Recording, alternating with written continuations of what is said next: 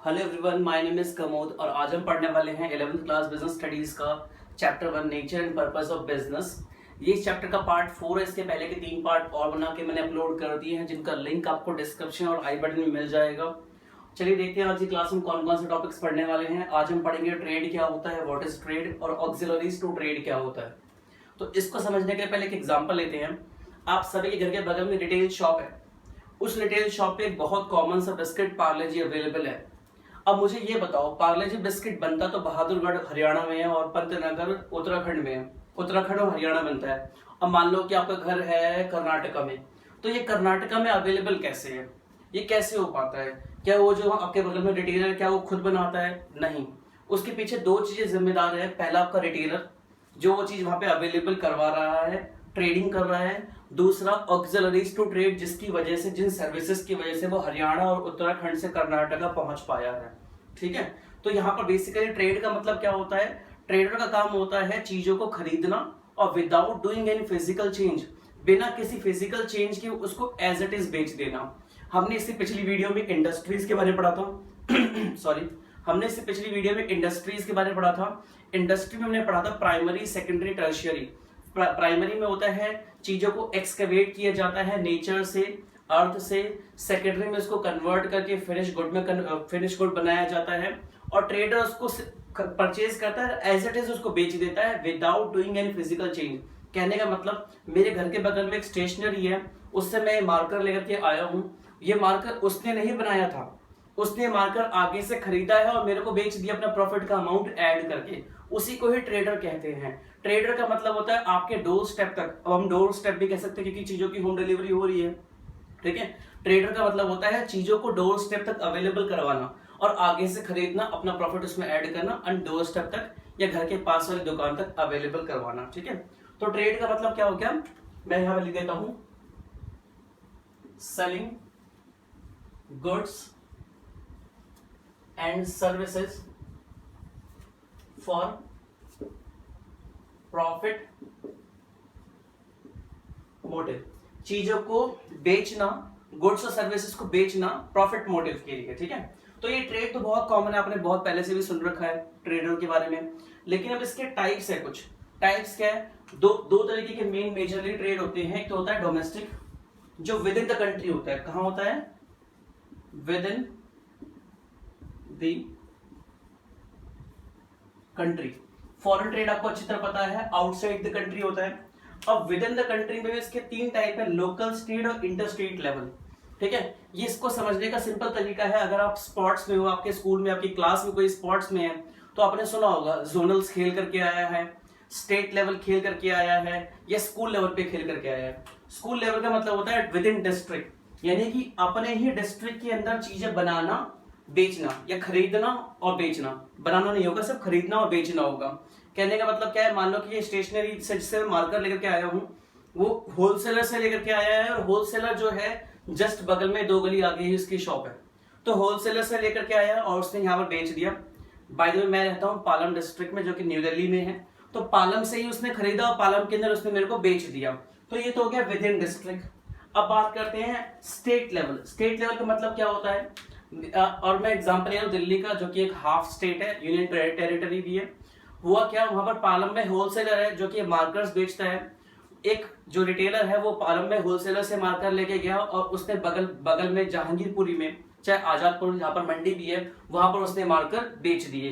तो हुआ क्या, वो विद इन द स्टेट हुआ है। ध्यान समझना, दिल्ली के अंदर ये काम हो रहा है। ये मैं बहुत कॉमन एग्जांपल लूं, राजस्थान का एग्जांपल लूं, तो राजस्थान में जयपुर में मैन्युफैक्चरिंग हुई है और अजमेर में उसे बेचा गया है। तो ये विद इन द स्टेट काम हो रहा है। ठीक है, अब बात करते हैं इंटर स्टेट। इंटर का मतलब होता है आउटसाइड द स्टेट। अब वो क्या है, पार्ले जी का जिसका मैंने एग्जांपल लिया था, जो कि बनता हरियाणा में और उत्तराखंड में और आपके घर के बगल कर्नाटका में अवेलेबल है। तो वहां पर हो रहा है इंटर स्टेट लेवल, यानी कि क्या है, एक स्टेट से दूसरी स्टेट। एक स्टेट कौन सी है? हरियाणा। और ये कहां बेचा जा रहा है? कर्नाटका में। ठीक है, तो हरियाणा से कर्नाटका पहुंच गया, ये हो गया इंटर स्टेट। स्टेट लेवल क्या होता है? जयपुर से अजमेर। ठीक है, और यहां पर लोकल लेवल क्या होता है? जयपुर का में बना या चाहे जयपुर से बेचा गया और जयपुर में ही खरीद लिया गया, ठीक है। तो ये क्या विद इन द डिस्ट्रिक्ट या विद इन एक बाउंड्री के अंदर खरीद और बेच लिया गया, ठीक है। तो ये तो हमारा हो गया डोमेस्टिक ट्रेड। अब बात करते हैं फॉरेन ट्रेड की। फॉरेन ट्रेड में इंपोर्ट बहुत अच्छी तरीके से आप जानते हो, चीजों को बाहर से विदेश से इंपोर्ट करना, यहाँ पर बेचना। एक्सपोर्ट, चीजों को बाहर विदेश में बेचना, ये बहुत कॉमन है, कुछ समझाने की इसमें जरूरत नहीं है मेरे हिसाब से। अगर भी डाउट रह जाए तो बता देना मेरे को, मैं एक्सप्लेन कर दूंगा कमेंट में। बात करते हैं एंटरपोर्ट की। एंटरपोर्ट एक नई टर्म है आपके लिए। अब एंटरपोर्ट क्या होता है, हम इंडियंस ना बहुत ही कह सकते हो कि ओवर स्मार्ट होते हैं। अब हुआ क्या, हमने ना कुछ चीज मंगवाई जर्मनी से। मान लो जर्मनी से मैंने स्पेशल कुछ एडवांस तरीके के मार्कर मंगवाए, जर्मनी से मार्कर मंगवाए हैं मैंने, और ये चेन्नई पे एक पोर्ट पर लैंड हुए। वहीं पर मैंने पोर्ट के बगल में मेरा यहाँ पर क्या मैं ऑफिस है, चाहे एक तरीके से मेरा कारखाना है या कंपनी है, ऑर्गेनाइजेशन, उसमें क्या किया मैंने, जर्मनी से मार्कर मंगवाए। मैंने इन सब की चेपी हटाई, एक स्लिप लग रखी जो होती है डिस्क्रिप्शन की, और मेड इन इंडिया की चिप लगा दी, ठीक है। मैं कुल मिला के बात क्या है, जर्मनी से सामान मंगवाया, उसका कुछ लेबलिंग वगैरह चेंज किया या थोड़ा मोड़ा चेंज किया, और उसको आगे हमने थाईलैंड को बेच दिया। उसे कहते हैं एंटरपोर्ट। यानी पहले इंपोर्ट करना, उसमें कुछ हल्का फुल्का चेंज करना या चेंज नहीं भी करना, और फिर उसे पहले इंपोर्ट करना, हल्का फुल्का चेंज करना, या एज इट इज उसको फिर एक्सपोर्ट कर देना, उसे कहते हैं एंटरपोर्ट। चीजें मंगवाना, उसमें कुछ चेंज करना या नहीं करना, सिर्फ नाम बदलना और उसे दोबारा से बेच देना, दैट इज कॉल्ड एंटरपोर्ट। बहुत सिंपल सी टर्म है, कुछ ऐसा डिफिकल्ट नहीं है। अगर फिर भी कोई डाउट रह जाए तो मुझे नीचे कमेंट कर देना, मैं आपको रिप्लाई कर दूंगा। ओके, अब बात करते हैं ऑक्सिलरीज टू ट्रेड की। ऑक्सिलरीज टू ट्रेड को मैं बिल्कुल सिंपल तरीके से बताऊं, ये क्या है, सर्विसेज या सर्विसेज टू ट्रेड, यानी ट्रेड को सर्विसेज देना। अब इसमें क्या क्या है ध्यान से देखना। हिंड्रेंस ऑफ पर्सन, हिंड्रेंस का मतलब होता है बाधा, यानी कि रुकावट, यानी ऑब्स्टेकल भी कह सकते हैं इसे, परेशानी। तो इंसान की जहां परेशानी होती है वहां पर सर्विसेज में क्या सर्विसेज कैसे हेल्प करती है, मिडिलमैन से। तो ट्रेड जो होता है एक तरीके से इसी में ही आता है। कैसे, मैंने एग्जांपल दिया था ना पार्ले जी का, पार्ले जी बन रहा है हरियाणा में और बेचा जा रहा है कर्नाटका में, तो वो हिंड्रेंस ऑफ पर्सन की वजह से ही हो पा रहा है। कैसे, वहां से एक इंसान खरीदता है, वहां से पहले एक हमारा होलसेलर खरीदता है, उसके बाद यहाँ पे कर्नाटका में रिटेलर्स को बेच देता है। हरियाणा से पार्ले जी खरीदा जाता है होलसेलर के द्वारा, और यहाँ पर किसी को कर्नाटका में रिटेलर को बेच दिया जाता है। चाहे हरियाणा में एक बड़ा होलसेलर है, ट्रेडर बहुत बड़े लेवल का, वो यहाँ पर कर्नाटका के किसी बहुत बड़े ट्रेडर को या होलसेलर को बेच देता है, ठीक है। उसे कहते हैं हिंड्रेंस ऑफ पर्सन। इसमें एक और एग्जांपल, अब क्या कहते हैं, जैसे कि अब कुछ आपने मंगवाया है विदेश से, आपने इंपोर्ट करवाया, ठीक है, कुछ आइटम्स। अब आपको पता ही नहीं कितने सारे प्रोसीजर होते हैं, कितनी सारी फॉर्मेलिटीज पूरी करनी होती है। तो वहां पर क्या होता है, वहां पर रजिस्टर्ड एजेंट्स होते हैं। उन एजेंट्स का काम ही होता है कि जो भाई पूरा प्रोसीजर है, जो पूरी कानूनी प्रक्रिया है, पूरा लीगल प्रोसीजर जो है गुड्स को ऑब्टेन करने का, लेने का, जो आपने गुड्स मंगवाए हैं वो कस्टम से छुड़वाने का, उस प्रोसीजर को पूरा करने का जो काम करते हैं वो मिडलमैन करते हैं। वहां पर रजिस्टर्ड एजेंट्स होते हैं जिन्हें हम दलाल भी कहते हैं, ठीक है। तो वो हिंड्रेंस ऑफ पर्सन की परेशानी को दूर करते हैं, ठीक है। अगला हमारा है हिंड्रेंस ऑफ टाइम। अब इसको कैसे समझेंगे, आप सभी ने देखा होगा कि आम जो होते हैं वो गर्मी के सीजन का एक फल है, लेकिन क्या मैंगो शेक और फ्रूटी ठंड के मौसम में नहीं मिलती? बिल्कुल मिलती है। तो ठंड के मौसम में आम कहाँ से आता है? आम ऐसे आता है कि आम गर्मी में उगता है, अच्छी क्वालिटी का जो होता है आम, उसको वेयर हाउस में कोल्ड चेन स्टोरेज में स्टोर कर दिया जाता है। स्टोर क्यों करते हैं? क्योंकि उनको पता है कि ठंड के मौसम में अच्छे रेट में बिक जाएगा, ट्रिपल चावल रेट में बिक जाएगा, ठीक है। स्टोर करने का मान लो कॉस्ट है 10%, और उसको वो 4 टाइम्स महंगे रेट पे बिकने वाला है। यानी मान लो आम 100 रुपए किलो है, आम को 4 महीने के लिए स्टोर करेंगे तो 10 रुपए कॉस्ट आएगी, और वो कल को 400 रुपए किलो बिकने वाला है ठंड के मौसम में। फ्रूटी के लिए, चाहे किसी और जैसे स्लाइस वगैरह हो गया, माजा हो गया, इन सब के लिए। और सबसे कॉमन जो आपके घर के बगल में जूस शॉप होती है, वहां पर आपको मैंगो शेक मिल जाएगा, आइसक्रीम के साथ आपने खाया भी होगा, उसके लिए, ठीक है।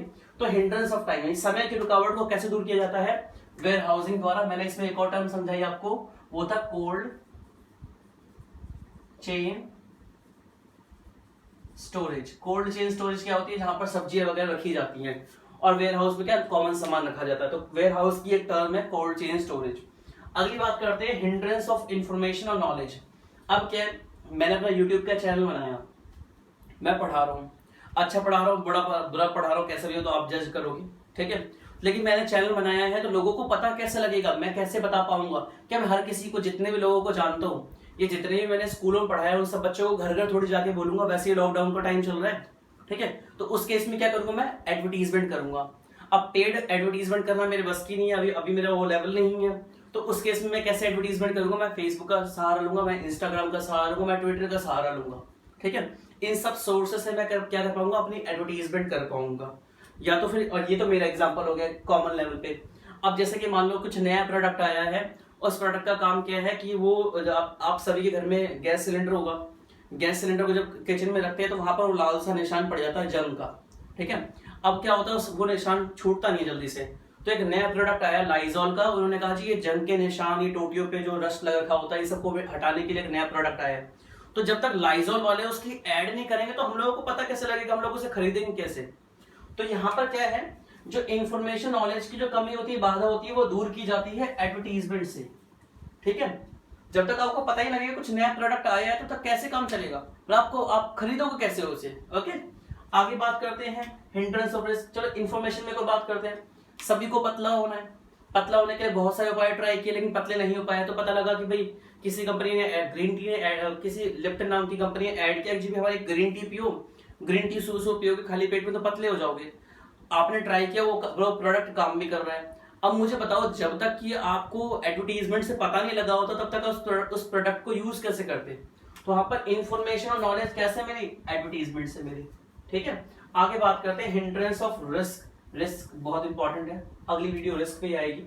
देखो अब क्या होता है कि हर काम में, किसी भी बिजनेस में, ऐसा कोई बिजनेस ही नहीं है इस दुनिया में जिसमें रिस्क ना हो। तो उस रिस्क को कैसे कवर किया जाए, इंश्योरेंस है। अब क्या है कि भाई अब पार्ले जी का कंसाइनमेंट है पूरे 10 लाख रुपए का, बाय ट्रेन चाहे बाय क्या नाम है बाय ट्रक जो है हरियाणा से कर्नाटका आ रहा है, रास्ते में एक्सीडेंट भी हो सकता है, ट्रक में आग भी लग सकती है, 10 लाख रुपए का नुकसान हो जाएगा। तो क्या करें, इंश्योरेंस करवा लो। 1000-2000 रुपए का इंश्योरेंस होगा, 3-4 हजार रुपए का होगा। 3-4 हजार रुपए का आप खर्च कर रहे हो एडिशनल इंश्योरेंस पे, लेकिन कल को अगर ट्रक में आग लग गई, एक्सीडेंट हो गया, चाहे कुछ परेशानी हो गई, ठीक है, तो वो जो 10 लाख रुपए का आपको नुकसान हुआ है ना, वो सारा इंश्योरेंस कंपनी आपको पे कर देगी। ये बहुत कॉमन टर्म है। आप सभी के पास 2 व्हीलर तो होगा ही, 4 व्हीलर होगा। जो 2 व्हीलर यानी बाइक स्कूटी होती है, गाड़ी होती है, इन सबका इंश्योरेंस होता है। अगर वो चोरी हो जाए, ठुक जाए, कुछ हो जाए तो वो इंश्योरेंस कंपनी पे करती है, कोई टेंशन वाली बात नहीं है। तो वहां पर रिस्क को कौन कवर कर रहा है, इंश्योरेंस कर रहा है, ठीक है। अगली बात करते हैं hindrance of finance and distant payments. Finance यानी आपको भाई बिजनेस को बढ़ाने के लिए पैसा चाहिए, फाइनेंस, या आपको दूर दराज के एरिया में पेमेंट करनी है। अब आपने कुछ आइटम जो है, मैंने बताया था ना, ये मार्कर आपने जर्मनी से मंगवाया है, तो पेमेंट करने के लिए 10 लाख रुपए की पेमेंट करने के लिए जिससे मैंने मार्कर मंगवाया है ये आपने, तो उसके लिए क्या जर्मनी की टिकट कटवा के जर्मनी जाओगे इस पेमेंट करने? अरे नहीं भाई, पता लगे 10 लाख रुपए की पेमेंट है, 2 लाख रुपए टिकट में खर्च कर है, होटल में खर्च कर है, जाने आने में और एक दिन रुकने में। इससे बेटर क्या है भाई, अपना लैपटॉप निकाला, ऑनलाइन पेमेंट करी। तो डिस्टेंट पेमेंट्स करने के लिए और फाइनेंस यानी उधार, जब आपको पैसा चाहिए होता है तो वो चीज जो दूर करता है वो करती है बैंकिंग सर्विस, ठीक है।